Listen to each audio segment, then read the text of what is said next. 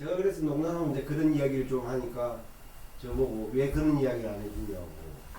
그래서 야, 그래 죽었잖아. 책임을 지고. 그래서 어떻게 보면 우리 그 역사에서도 아마 그런 이야기 하잖아요. 우리가 임진왜란 그러면 이순신 장군을 이야기하는데 이순신 장군이 살아왔었으면 이순신은 오늘날 그런 이순신 장군을 못 받아요. 근데 거기서 수국을 함으로 인해서 이순신이가 그랬던, 안 그랬으면 그럴 거 아니에요. 전쟁을 이제 막아내고 나면 그걸 따지게 될 거 아니에요. 누가 그걸 했고 잘했고 못했고 이렇게 했으면 이순신 장군과 되게 살아왔었으면 저는 가렴주구의 대명사가 되었을 거야.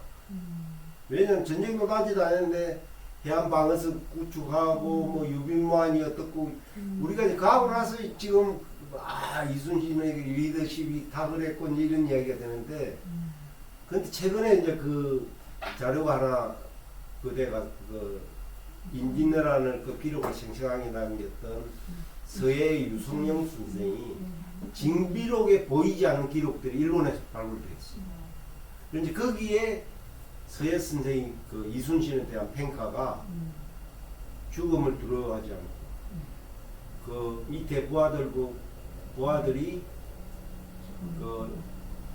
그 적탄에 맞아서 죽을 수도 있으니까 피신을 이제 하라고 뭐 빗발칠 거 아니에요. 뭐 전쟁에서 이기고 지든 간에 뭐 서로 상방은 총격전 교육이니까. 그런데 제일 앞에 앞장서서 그걸 하다가 그랬던 걸 서해 유성승의 그 기록을 남기라는 거예요. 그러니까 이제 이게 이제 앞으로 또 아마 이제 그 일부에서 그런 이야기가 있었거든요. 뭐 나의 죽음을 알리지 말라. 그 반년이야. 네. 아니면은 일부러 그래서 갑옷도 안 입고 나가서 그랬다. 그러면서 그렇게 죽은 것처럼 하고 숨어서 살았다. 그런 이야기들도 있고 그랬거든요. 근데 이제 그게 서해 선생이 그런 기록을 이제 남기니까 뭐 최고의 그 생생한 기록을 남긴 분이니까 우리가 징비록을 굉장히 좀 조심해서 봐야 될 거는 우리나라에서 사람이 사람을 잡아먹는다고 하는 인상식, 그러니까 사람이 서로를 잡아먹는다고 하는 이 기록이 딱 두 번 나와요. 근데 그 기록 중에 하나가 서해 선생이 임진왜란이 끝나고 나서 전염병이 창궐하고 먹을 것이 없어서 사람이 사람을 잡아먹는다고 그 표현을 쓴 거죠. 그게 아마 예를 들어서 임진왜란에 피신했던 원균이 그런 기록을 남겨놨으면 뻥이라고 이야기가 됐을 건데 그럴 거 아니에요. 그런데 서해 선생이 남기나니까 그거는 우리가 진짜였던 것 같다. 그럴 정도로 이제 믿게 된 이제 그런 것처럼 이 특히 우리 그 동양사회 한국 사회에서도 이 죽음의 타이밍이라고 하는 것이 얼마나 소중한가를 이런 걸 통해서 볼 수가 있는 거예요. 그리고 이제 낙향을 해서 한때는 이제 뭐를 하느냐, 이분이 이제 아까 제가 이야기했듯이 이 문학적인 기질이 굉장히 강하다 보니까 시를 많이 써요. 그 시를 쓰면서 이제 소일도 하게 되고 그러면서도 이제 여기 낙향회가 있으니까 그 뒤에도 이제 중앙에서는 계속 지방간으로 이제 그걸 부르죠. 간직으로 들어오라고 그러는데 나아가지 않고 계속 이 고향에 있으면서 그러는 워낙 이제 그렇게 되다 보니까 맹망성이 굉장히 높아진단 말이에요. 여기 이제 예산에 계실 때도 우리 잘 아는 매남 최익현 선생이 여기 정산으로 저기 뭡니까 지금의 청양 정산으로 왔다가 1906년에 이제 저 태인에서 의병을 거사를 할 때 도움을 요청해요. 근데 이제 자기는 나 지금은 그렇게 해서 나가서 싸울 때가 아니다. 그래서 정육이 이제 사과를 하게 되는데 그 이후에 이제 우리가 잘 알다시피 태인에서는 이제 그 제이켄 의병이장이 일어나게 되고 그 의병들이 결국은 뭐 싸움을 해보지도 않고 왜 그때 이제 제이켄 메람 선생님도 그걸 싸우지 않았냐면 이야기가 그 이제 제일 그 하부에서 활동하던 사람이 백정이 한 사람이 있었어요. 그 백정이니까 이름이 나오지는 않아요. 싸워야 된다. 그러니까 매남성이 어떻게 같은 동족끼리 총불을 겨누느냐. 그래서 순순히 체포가 되는 거예요. 그래서 저는 그런 면에서는 요병을 해가지고 같이 싸우기로 했으면 싸워야지. 그게 이제 매남 선생을 이제 높이 평가해서 거기 평화주의자라서 그렇다.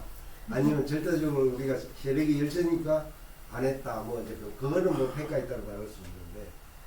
그러고 나서 이제 여기 홍주에서 잘 알듯이 홍주도 제1차 1895년 말 6년에 이제 1차 홍주병이 일어났다가 1906년에 되면 이제 민종식을 중심으로 해요. 그 다음에 김복환 이제 이런 분들이 물론 그 홍주병의 성격에 대해서도 굉장히 논란이 많습니다.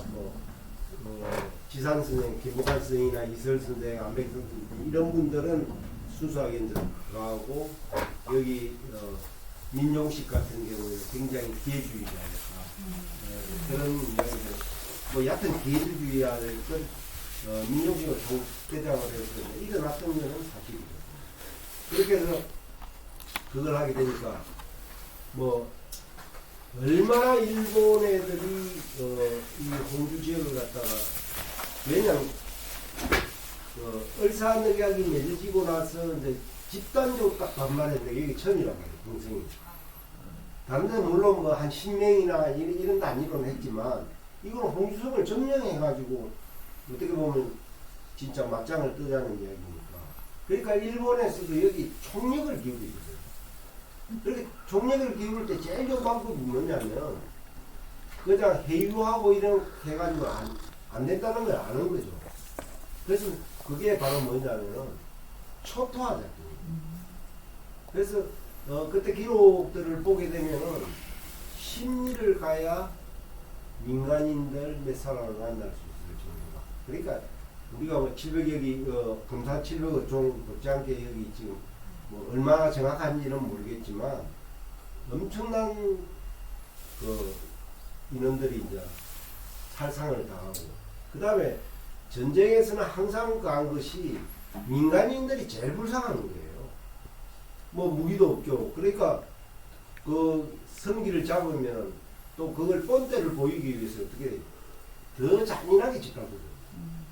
그렇게 해서 저는 그래서 이 여기 홍조병 같은 경우에도 좀 우리가 말로만 힐링 필드가 어떻고 제노사이드가 어떻고 이런 이야기를 하는 그런 부분에서도 한번 이걸 접근해 볼 필요가 어떻게 보면 우리가 정확한 숫자를 파악할 수는 없지만 어병운동을 통해서 우리가 강제병합 입되기 전까지 적게는 한 15만 많게는 20만 명 정도가 희생되었을 거라고 그런 이제 이야기를 하거든요. 그런 부분들과 관련해서 그걸 했을 때 여기서 이제 참패를 당하니까 어떻게 되겠어요? 민족식 여행장이 피신을 했단 말이에요. 그러니까 그 피신을 했는데 그것을 숨겨두고 지원을 해준 사람을 주창자가 누구냐? 수다하고 지원. 그러니까 이제 일본군과 그 다음에 강군이 여기 이제 대술리 집을 덮친 거죠. 덮쳐서 체포를 하게 되니까 그 수당성이 한 말이 유명한 말이 있거든요. 선비는 사는 죽을 수는 있어도 욕을 당할 수는 없다. 그게 가살 그 다음에 불가욕이거든요. 그러니까 선비는 죽음을 택할지언정 끊기지는 않겠다는 거예요. 그래서 이제 그 수당스네, 그 다음에 그때 이제 당연히 장남인 이충구 스네, 그 다음에 거기 있던 노복 세 사람하고 결국 가는 거죠. 그래서 가다가 여기 우리가 잘 아는 아산 그 민속촌 거기서 그래 안 보이죠? 네, 송악에서. 예, 송악 그쪽에서 계속 저항을 하고 이러니까 그다음 다 죽여. 그래서 한날 한시에 부자가 죽고 그 다음에 그 노비 세 사람도 죽었는데 노비 두 사람은 밝혀져 가지고 보상을 받았는데 합을 아직까지 누군지 모르고 그 노비 두 분이 받을 수 있었던 거는 이 노비의 아들들이 후손들이 똑똑해가지고 미국이가 성공을 했어요. 그래가 자기 할아버지가 그걸 했다는 걸 자랑했어요. 그건 확인이 됐는데 한 분은 뭐 결혼을 안 한 건지 그건 좀 모르겠어요. 아직까지는. 그래서 그 나중에 수당 선생 그 현장을 이야기할 때 동아일보에서 1957년인가 평가를 할 때 수당은 나라를 위해서 죽었고 아들은 아버지를 위해서 효를 다했고 노비는 벌을 실천했어. 참 어떻게 보면 참 그 당시에 뭐 진짜 멋진 이제 이런 그 속에서 수당가라고 하는 것이 우리가 흔히 1907년 1월달에 메남 제이크앤 선생이 대마도로 유배 갔다가 거기서 단식 투쟁하다가 순국해가지고 1월달에 울구 시침이 운구했던 거거든요. 그것이 이제 굉장히 의병운동이나 이런 부분에 영향을 미쳤다면 수당 선생은 그런 어떤 우리 정신 이런 것들이 이게 모범이에요. 그렇기 때문에 1907년 8월달 군대 상대고 의병운동 지속적으로 정리될 수 있다. 그런 하나의 이제 기틀을 마련했고 특히 수당 선생이 이제 그랬던 거는 그 문안직에 계시면서 단재 신청을 했습니다. 우리나라 그 수주 변영로의 형이었다. 예, 변영만을이라든지 이런 우리나라 정말 천재들을 길러냈다. 근데 그분들이 또 역시 독립운동에 기여를 했잖아요. 물론 그 전의 정신이 어떻게 보면 저는 단재 스님한테 상당히 많이 있었던 것 같아요. 그러니까 제가 지난번에 얘기할 때 한겨울 추운 저기 세수를 하면 두루마기를 좀 거지고 세수를 하지 두루마기 이것도 거지지 않고 이래 서서 하니까 여기 고드름이 주룩주룩 매달릴 정도로 참 진짜 그랬는지는 모르지만 그럴 정도의 어떤 자기 그 자신감 그리고 절대 이제 진짜 선비는 죽었으면 죽었지 욕을 뻔이랍니다. 그런 어떤 정신들이 계승되게 되었고 그런 면에서 우리가 수당 선생이라고 하는 거 굉장히 좀 현대적인 의미에서도 아까 가부농민 전쟁의 원인이라든지 이런 걸 갖다가 개선책을 내놨던 이런 부분들도 좀 같이 우리가 평가해봐야 되지 않을까 싶습니다. 예, 또 그냥 지금 다 말씀하셔가지고 수당 선생에 대해서 일반 이렇게 쭉 해서 말씀하셨는데 사실은 수당 선생보다 이 그 손자인 이승복 선생님 말씀하시려는 거 아니었어요? 그렇죠. 예. 이 말씀이 여기 그 다음에 이승복 선생이 있어요. 그분이 수당 그 신간에 하셨던 분이에요. 이분 얘기를 들어보고서 이제 해야죠. 뭐. 수당 선생이 하신 거야 뭐 많이 알려져 있는데 이승복 선생 거는 잘 모르시더라고요. 지역에서 신간회라고 자체를 몰라요. 이거를. 여기 주정에도 신간의 지혜가 많이 만들어요. 이상하게 그 모르시고 민세 안재홍 선생을 그렇게 여기서 이제 어떤 어르신들이 얘기를 많이 하세요. 김구 선생 얘기는 못 들었고, 그렇죠. 네, 민세 안재홍 선생하고 몽양 영웅, 특히 민세 선생을 많이 얘기하십니다. 이승구 선생님 계속 말씀해 주시죠. 예. 그러니까 1907년에 이제 그 부자가 그렇게 돌아가시고 나니까 이 이승국 선생은 서울에 이제 올라가려고 그래도 물론 거기 집은 있었던 것 같아요. 왜냐면 이분들이 이제 관료도 하고 그렇게 했으니까. 그래서 이제 여기 시골에서 자랐어요. 이승국 선생. 그런데 역시 그 할아버지 아버지 그 영향을 받았던지 머리가 똑똑하니까 주로 예가에 그 서울에서 요즘 같은 우리가 그 장훈초등학교 그다음에 이제 희문 이런 그러니까 전통 그 유학자 집안에서 이렇게 그 이제 가산이 기울고 약간 기울었겠죠. 그래서 지금 수강고택 같은 경우에 한때는 그 남의 소유였거든요. 우리 그런 분들이 많죠. 우리가 잘 아는 안동의 그 석주 이상용 선생의 그 인천각 같은 경우에도 그거 찾은 지가 그렇게 해방 이후 한참 지나서 이제 찾았는데 그래서 그 석주 이상 선생의 정통자 지금 살아계시는 이항전 선생 같은 경우는 제가 전에도 잠깐 말씀드렸을 건데 고학원 했었잖아요.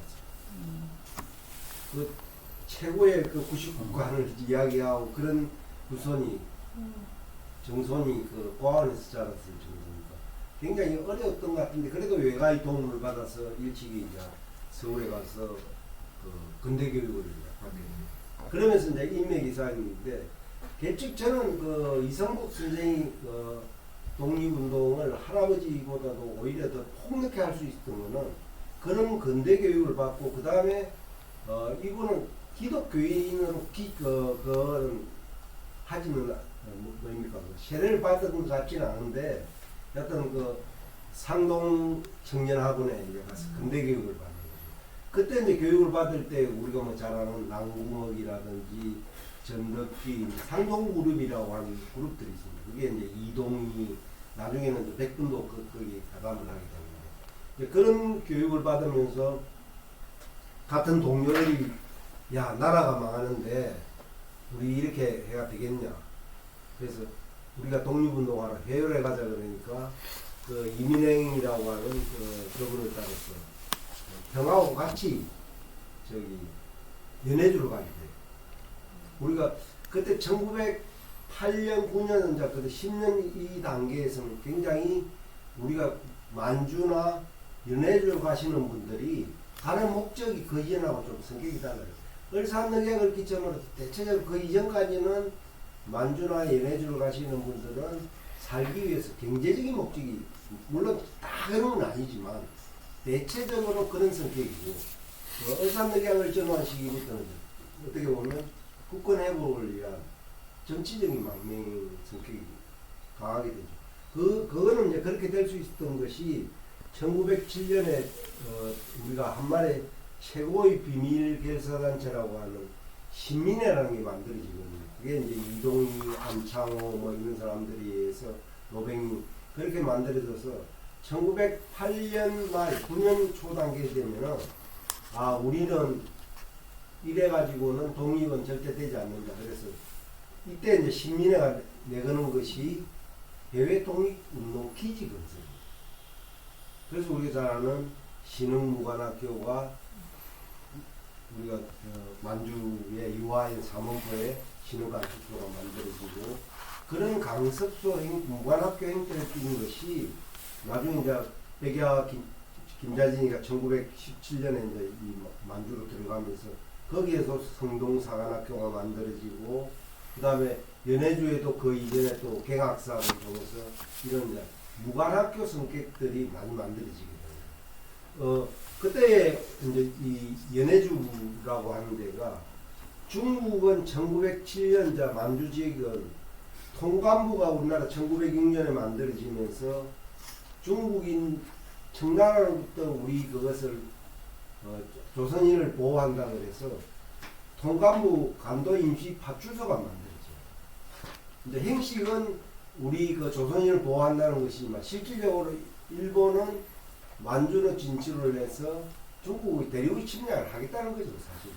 그러다 보니까 어머로 양으로 한인들에 대한 감시와 통제가 심하고 또 한편으로는 우리가 잘 아는 친일단체였던 일진애들이 들어가게 되기 때문에 그러면서 이제 한인 사회가 분열되고 하는데 상대적으로 만주에 비해서는 연해주 지역이 러시아 지역이 그랬거든요.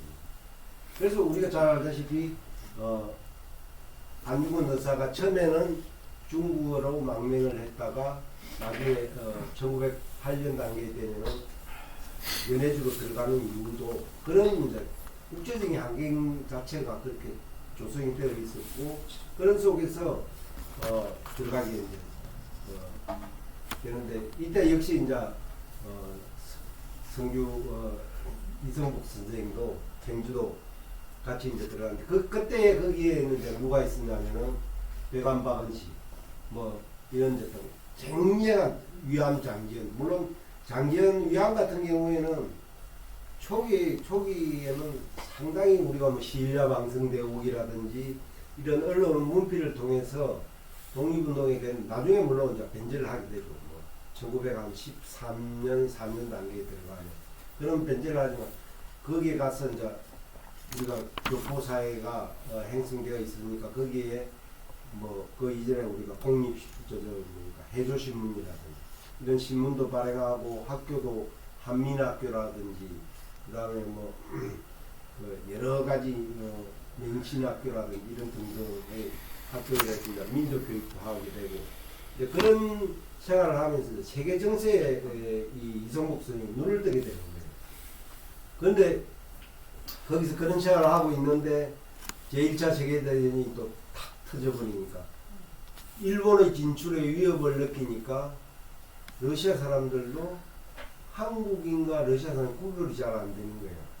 그러니까 한국인들이 러시아의 스파이로 보는 거죠.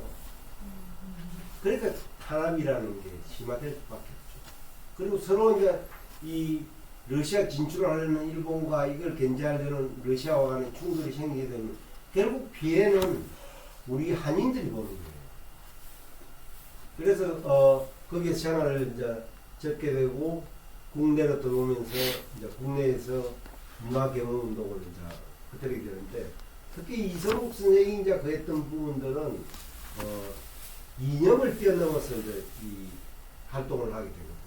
그래서 초창기 때는 이제 이 러시아에서 좀 생활을 했기 때문에 사회주의에 대해서 그렇게 반감을 가지지 않았어요. 이제 그런 것들이 국내에서도 3.1운동 이후에 우리 잘 아는 과거에는 이제 민족주의적인 성향만 강했었는데 이게 이제 우리가 3.1운동이 실패를 하게 되니까 아나키즘도 들어오고 그 다음에 공산주의도 들어오고 이게 이제 삼판전 양상을 어떻게 보면 보이지는 거예요. 민족주의적인 성향이 강하지만 이런 것들이 되게 되니까 우리 독립운동의 전체가 국내에서도 이념적인 스펙트럼이 이제 삼파전으로 벌어지게 되는 거예요. 물론 거기에는 제일 강한 건 민족주의 성향이 강한데 그 민족주의적인 거 가지고 이야기를 하면은 묵혀들지가 않은 거예요. 왜 사회주의가 그렇게 공산주의가 그랬냐면 계급 해방을 먼저 내셨거든요. 그러니까 국가주의적인 민족주의 가지고는 우리 결국은 일반 대중들이 일본의 그 압제라 탄압으로부터 벗어날 수 없다라고 보는 거예요. 그러니까 이 이제 전체적인 사회 운동 진영들이 이제 판이 점차적으로 바뀌게 돼서 우리가 과거 같으면은 농민운동이나 노동운동이 민족해방운동의 범주에서 그렇게 중요한 위치를 차지를 못했어요. 그런데 3.1운동이 이제 일어나고 나서 여성들이 진출하게 되니까 여성운동도 여성들도 집에만 있어서는 안 된다는 거죠. 여성 해방되지 않고는 우리의 독립이라는 민족해방이라는 것은 그건 공연불이라고 하죠. 이런 인식들이 이제 확산되게 되니까 결국 1922년 3년을 이제 넘어가게 되면 공산주의 이념이나 아나키즘 이념들이 더 많이 영향력을 발휘하게 됩니다. 물론 그것은 지역에 따라서는 조금 다릅니다. 그 지역에 예를 들어서 아마 이 예산 같은 경우에는 사회주의 세력이 강한 사람이 누가 영향이 있는 사람이 있었으면 거기는 사회주의 이념들이 확 확산되고 하는. 근데 민족주의 세력이 여전히 천안 같은 경우에는 제가 최근에 글을 좀 한번 써보니까 천안은 1928년까지도 여전히 민족주의 세력들이 힘을 발휘를 하고 있어요. 이제 그런 걸 지역에 따라 조금 다른데 전체적으로 국내의 이제 반도에서는 그래서 거기에서 이제 노는 게 뭐냐면 1923년도에 우리가 그 문학적으로는 되게 천재라고 하는 이광수가 이제 뭐라고 이야기하느냐면 민족적 갱년이라는 걸 동아일보에 쓴다. 그래서 조선민족은 게으르고 나태하고 뭐 그러니까 민족성을 개조를 해야 우리가 앞으로 독립을 할 수 있다는 이제 그 문제를 둘러싸고 이제 우리가 한 이야기는 공산주의 이념과 민족주의인데 극단적인 대립을 하게 됩니다. 그 와중에 우리가 민족운동에 그래도 그 했다고 했던 운양 김윤식이가 사망을 해요. 그러니까 이 김윤식이를 민족주의적인 입장에 있는 사람들은 사회장으로 해야 된다고 해요. 반면에 어떻게 되겠어요? 사회주의 입장에서 그 침입하는데 왜 하느냐. 그렇게 되면서 이제 대립과 갈등이 심화되는데 그것을 그 속에서 뭐가 나오느냐면은 이제 민족 자치론이 나오게 되는 거예요. 그 민족주의 계열 쪽에서는 우리가 어차피 일본으로부터 해방되기는 걸렸으니까 그럴 바에는 오히려 일본이 허용해주는 범위 내에서 자치운동을 하잖아요. 그러니까 일본 헌법이 인정해주는 범위 내에서 우리도 하원도 꾸리고 군수나 도지사를 선출하는 이런 자치제를 하자는 거죠. 이건 사실은 이제 일본 애들이 궁극적으로 꿈꿨던 거는 우리 한민족을 분열시키기 위한 일환이에요.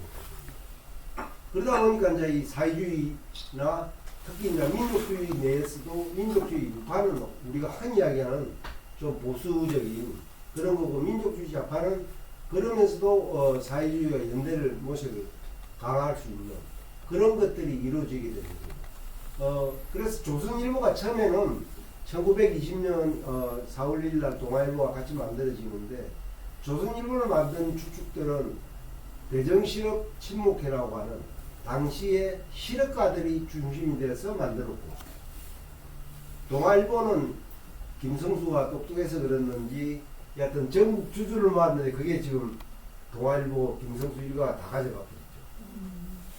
그래서 지금도 이 동아일보 계열에 있는 삼양사라든지 이런 것, 그 동생이었던 김영수가 있던 삼양사는 부안 김포에 가면 지금도 그런 문제가 많이 나요. 그랬는데 1925년 이제 단계에 들어가니까 이 사회주의 세력들이 오히려 더 농민운동이나 노동운동 세력을 떠내었고 훨씬 더 사회적인 영향이 더 큰 거죠. 그래서 이제 이 자치론을 견제를 해야 되고 그렇게 하다 보니까 이제 동아일보 자체는 동아일보는 계속 민족주의 성향을 띠면서 개몽론으로 나갔는데 이 사회주의 그룹들이 조선일보를 장악하게 돼요. 그러면서 이제 그 당시 신배구를 영입하고 그 다음에 우리 서산에 유명한 월남 이상재 선생을 동아일보사 사장으로 영입을 하면서 거기에서 이제 부사장 격으로 있었던 사람 나중에 물론 사장을 합니다만 민시아 안정훈이라고 이제 이분하고 이성국 선생이 굉장히 정치를 하는 거죠. 그 다음에 혹시 선생님 아시기는 인문 출판사에서 굉장히 오래됐던 일조가 한만년 사장하고 이제 이런 관계들이 형성돼요. 그게 다 상동그 그룹들. 그렇게 해서 결국은 이 이제 민족 자치 이론으로 배격해 나가는 그 정우의 선을 1926년에 하게 되고 그래서 이제 이 민족주의 우파 세력을 배제한 이 민족주의 우파 세력 그러면은 표현하기는 우리가 민족주의를 이야기하는 것 같지만 좀 심하게 이야기하면은 친일 세력이라고 보면 돼요. 아니면 극단적인 부일 세력. 이제 이 세력을 배제한 세력을 통합을 하겠다고 하는 것이 신간회라고 합니다. 그래서 이 신간회 운동이라고 하는 것이 우리가 1931년 5월달에 해소가 되게 되는데 1927년 2월달부터 한 5년 동안 합법적인 공간에서 민족운동을 전개해간 가장 큰 단체였어요. 이제 그 단체의 실질적으로 조선일보를 이끌어갔던 사람 중에 한 분이 이성복 선생입니다. 이성복 선생이 뭘 잘했냐면 굉장히 그때 영어국장인데 광고 수익을 조선일보와 동아일보보다 2배 정도 거의 늘렸다고 하는데 제가 그게 진짜인지는 모르겠습니다만 여하튼 그 정도로 영향을 발휘했고 특히 신간회의 그 양두산맥이라 그러면은 민세 안중과 그 다음에 영주 이성목 선생님이 해나 거기에 한만년 씨라고 그런 이제 그룹들이 형성되면서 민족운동 자체가 친일로 흐를 수 있었던 것을 상당히 견제했다는 거죠. 이 부분이 우리가 좀 높게 평가해야 되는 그렇게 봅니다.